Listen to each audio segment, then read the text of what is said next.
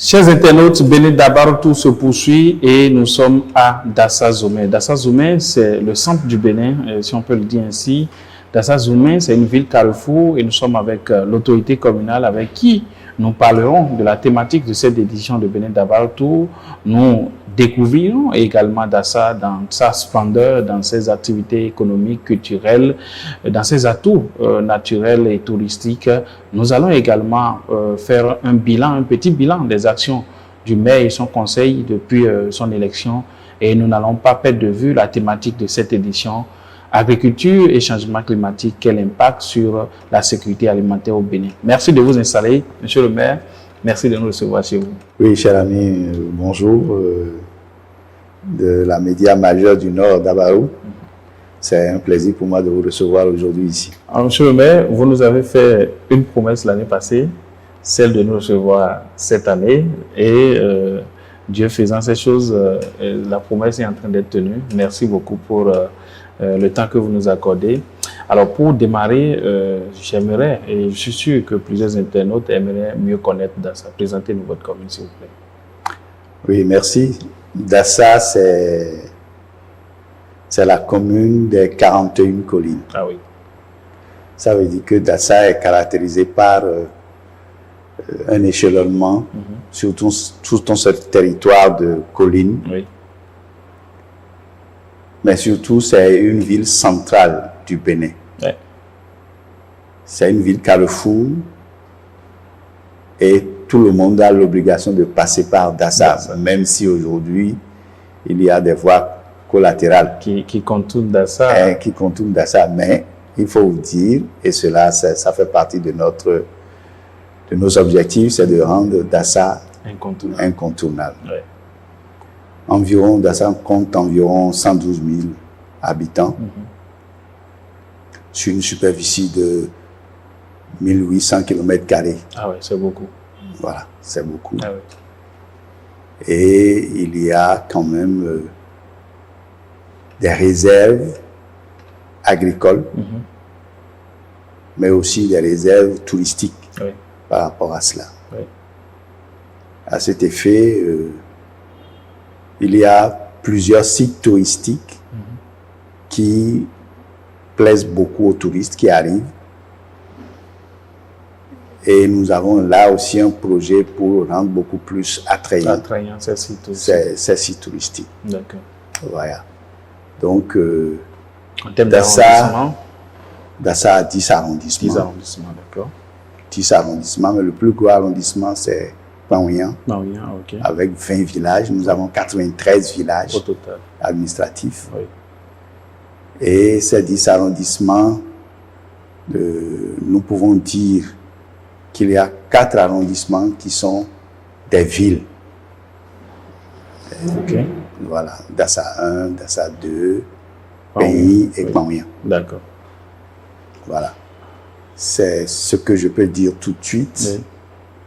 Et j'avais dit en début d'année à ma population que 2025 est l'année de Dassa Zoumé. C'est l'année de Dassa Zoumé. Oui. Et quels sont vous basez sur quoi pour faire cette affirmation? Voilà, cette affirmation, c'est grâce au gouvernement. D'accord. C'est grâce au gouvernement. Il y a des projets en cours, c'est ça? Il y a des conjonctions de projets. Oui. Nous avons une gare routière avec un parking gros porteur. Qui a annoncé. On va faire la remise de site l'année et il y a 2 jours. Ah oui. Oui, non, c'est pas annoncé. C'est là. Donc c'est déjà là. Le projet a pris corps déjà. Le projet a pris corps. D'accord. Et nous avons la route 2x2. Boycon Dassa Zoumé. Ah oui.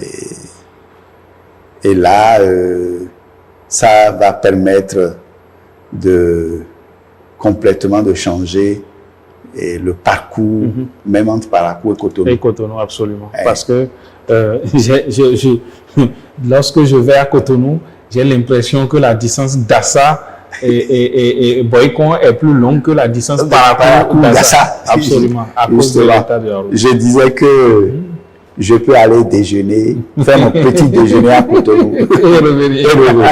Surtout que la route Calavi, Boykoya en cours également, jusqu'à Alada. Voilà, jusqu'à Alada.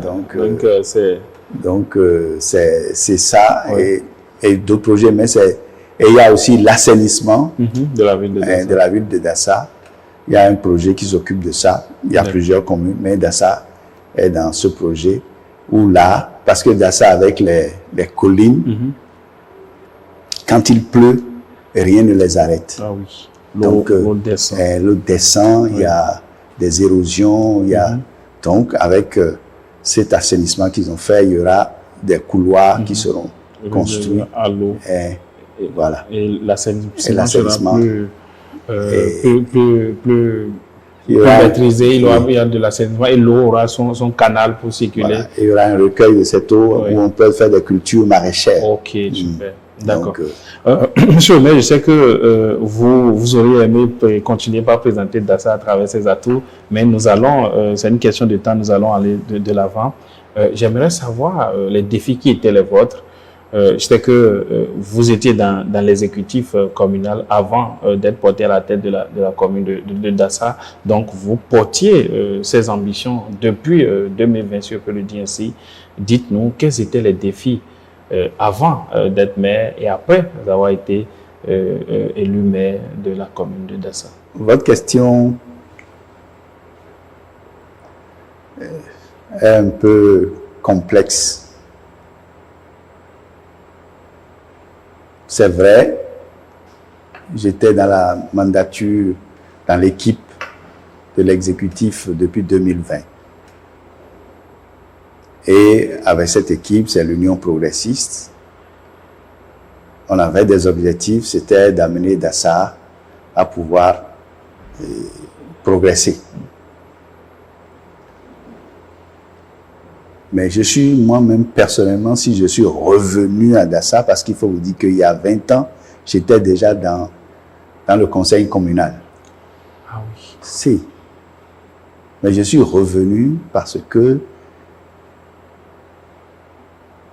il y avait des engagements par rapport à ma population que je voulais tenir. C'est de faire déplacer de Dassa d'une commune, bon, aujourd'hui intermédiaire, à une commune, à une ville à statut particulier. Et s'il faut pour ça, il faut 3 stratégies majeures. Donc, c'était les défis. Mobiliser les ressortissants en interne et en externe de Dassa Zoumé sur la cause de Dassa Zoumé. C'était le premier défi que j'avais. Le second défi, c'était de s'attaquer à la mobilisation des ressources internes. On avoisine aujourd'hui 300 millions environ, mais nous devions aller plus d'1 milliard par an. À cet effet, ce n'est pas les projets qui vont pouvoir le faire, ce n'est pas les tâches que nous prenons à nos populations qui peuvent le faire. Il faut mettre en place des outils permettant de mobiliser les ressources et de les utiliser pour les grands travaux. Voilà ce que j'avais comme défi quand je suis venu à la tête le 20 avril 2023. Et je peux dire que nous sommes sur le chemin. Le conseil de supervision a validé la création d'une société à part d'action. Et cette société mobilisera les ressources des ressortissants de Dassa Zoumé et amis ou autres qui veulent le progrès de nos communautés.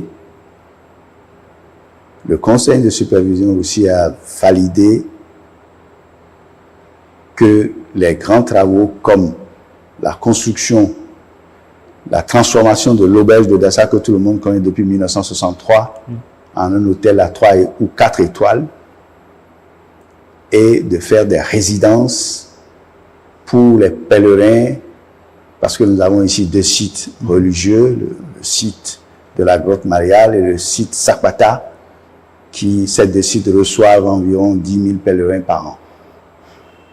Donc, là aussi, nous avons prévu, parce que déjà vers avril, les hôtels sont bouclés pour la grotte mariale. Donc, et on voit des pèlerins qui se couchent dans la cour de la cathédrale. Donc, on a prévu de construire des résidences pour cela. Mais le défi majeur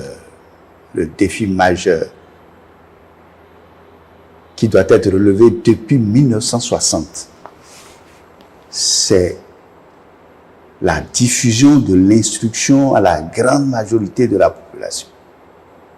Parce que nos populations souffrent d'accès à l'information.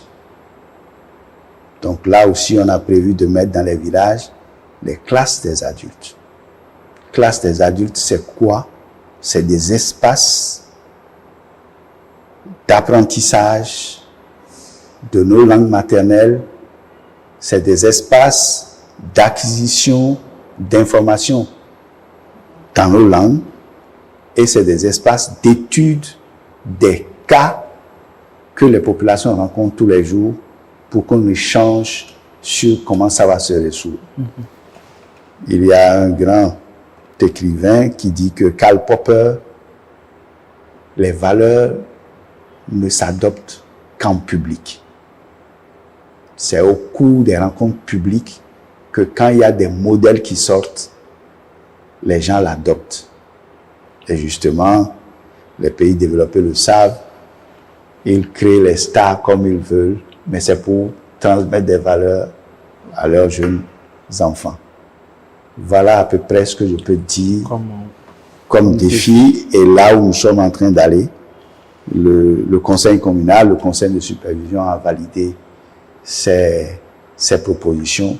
Et je crois que 2025, comme je vous l'ai dit, c'est l'année de Dassa Zoumé. Eh bien, l'année 2025, c'est l'année de Dassa Zoumé et effectivement, à travers ces défis que vous venez d'énumérer, des défis très audacieux, je trouve ainsi, et avec ce que programme le gouvernement, je suis sûr quand tout cela sera mis en œuvre, effectivement, et Dassa aura connu une année, l'année de son année, comme on peut le dire. Alors, monsieur le maire, j'ai bien envie d'aller au-delà de ce qui est prévu par le gouvernement pour savoir les besoins des populations de Dassa en termes de réalisation du gouvernement. Il y a un problème que je connaissais de Dassa, je ne sais pas si c'est le cas, il y a le problème d'eau que Dassa connaissait par le passé. Dites-nous aujourd'hui où en est Dassa par rapport au problème d'eau potable. Non, ça là, c'est avec la joie au cœur que je vais vous parler de cela. D'accord. Parce que dans la campagne du président Patrice Talon, dans les 6 communes, l'élément unique et essentiel demandé par la population, c'est l'accès à l'eau potable. Dans les 6 communes des collines. Des collines, ok. Dans les 6 communes des collines. Oui. C'est l'accès à l'eau potable. Parce que nous connaissons à Dassa ici le phénomène des bidons jaunes. Effectivement. Voilà. Nous connaissions les vers de Guinée. Nous avons fait, les projets ont fait beaucoup de forages. Mais 4-5 années après, les forages, les fonds tarissent, où les machines sont à renouveler, et ainsi de suite.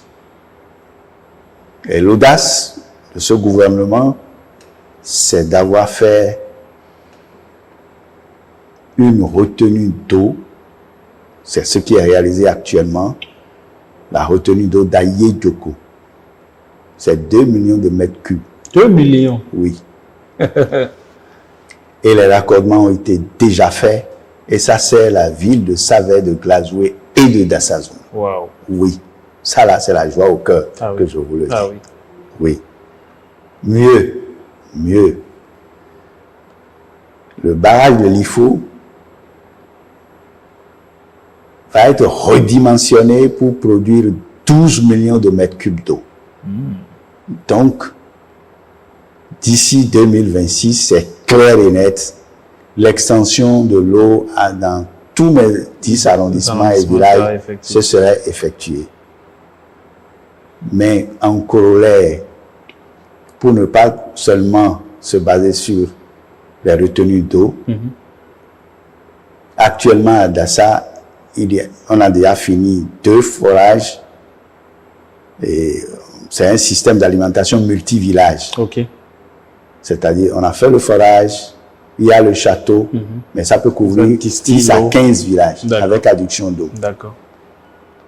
Et ce qui est vraiment bien, il y aura une jonction entre les retenues d'eau de la Djoko et ces forages-là.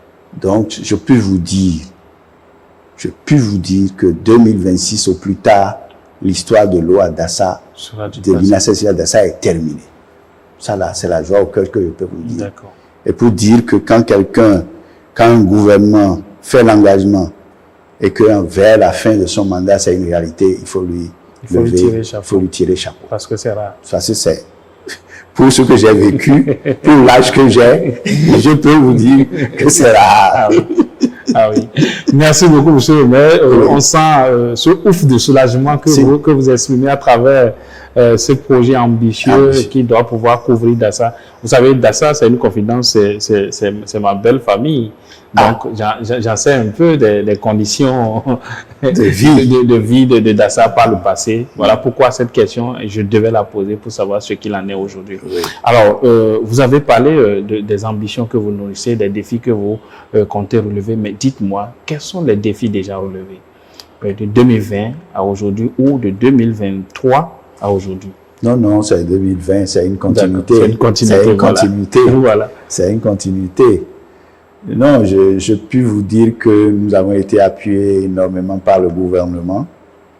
L'électrification aussi, c'est la même chose. Oui. Tu verras des poteaux partout. Oui. Et là, il y a 2 unités de production d'électricité. On a fini Paouyan. Oui. Il reste pour Dassa ici, Dassa 2, vers Pekouté, qu'on va finir pour renforcer la production d'énergie électrique à Dassa Zoumé. D'accord. Donc, ça, c'est un appui du gouvernement. Donc, l'électrification de mes 10 arrondissements, ce serait une histoire terminée aussi, très prochainement. En ce qui nous concerne pour notre mandature, notre conseil, c'est vrai, comme je l'ai dit, c'est très difficile avec le budget que nous avons, mais le peu que nous recevons du gouvernement et des partenaires, il y a un certain nombre d'actions quand même qui sont menées. La couverture en salle de classe, en mobilier, oui, ça là c'est clair.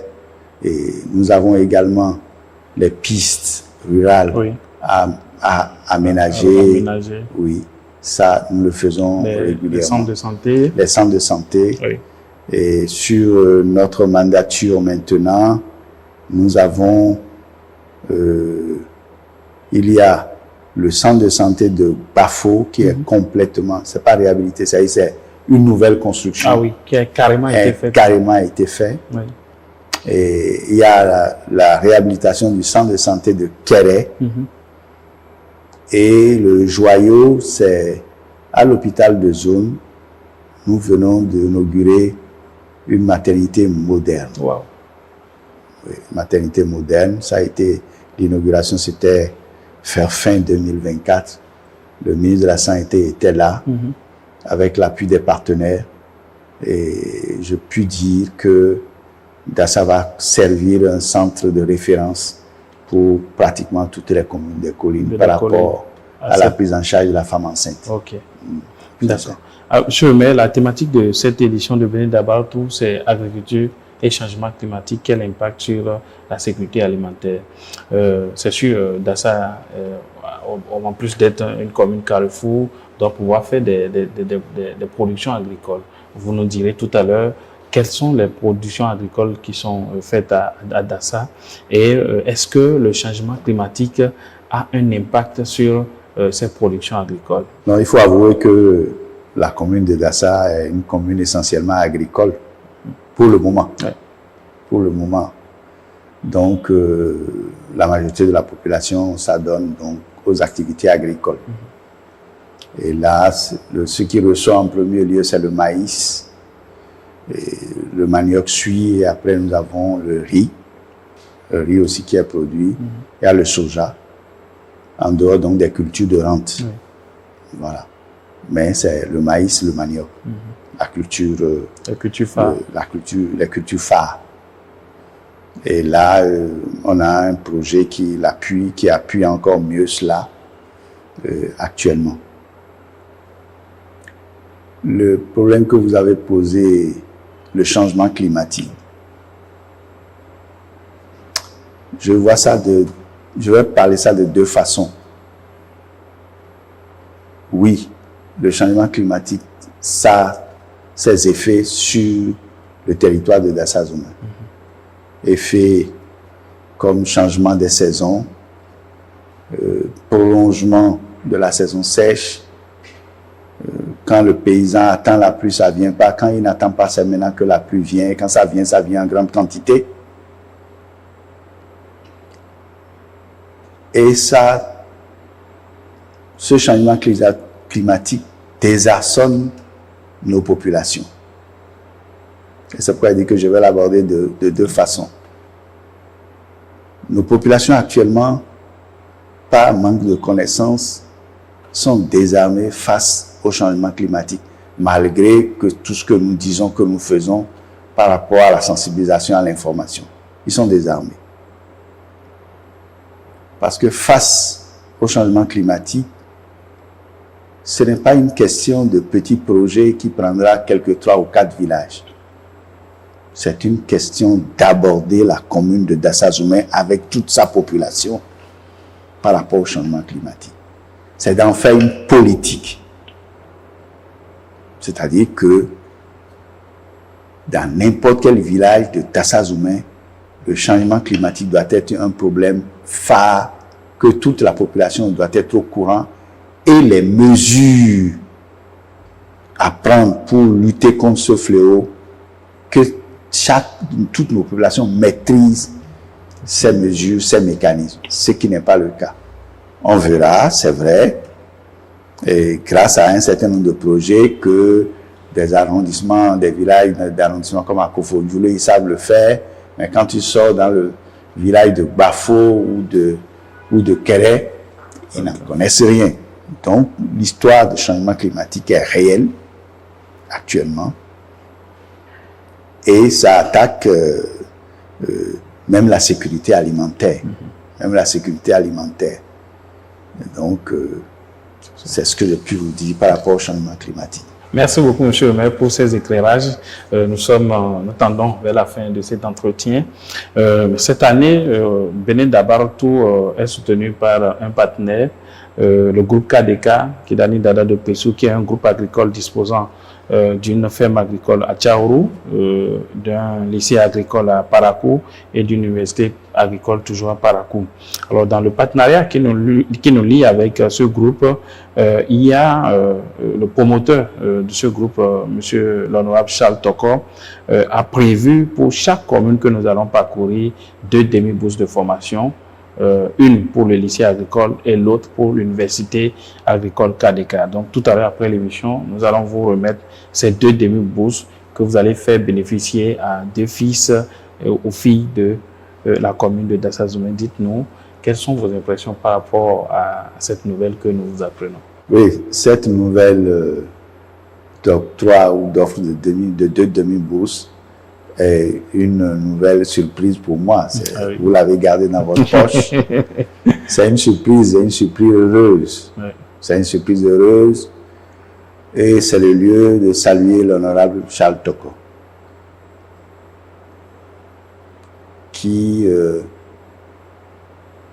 depuis toujours, est à l'écoute de nos populations. Et c'est pour dire qu'il est un vrai fils du pays. D'accord. Merci beaucoup, monsieur le maire, un vrai fils du pays. Nous allons mettre un thème à cet entretien avec votre mot de la fin, votre mot à l'endroit des populations de Dassa, du conseil communal, du chef de l'État, si vous voulez bien. avant de dire le mot de fin, je dirais que ces deux bourses, le choix sera fait de façon équitable. C'est sûrement que ce serait une fille et un garçon, mais il y aura assez d'informations tout autour pour susciter d'autres volontés par rapport à cela, et aussi dire qu'il y a des gens qui n'ont pas attendu que le gouvernement fasse des lycées agricoles ou fasse une université agricole.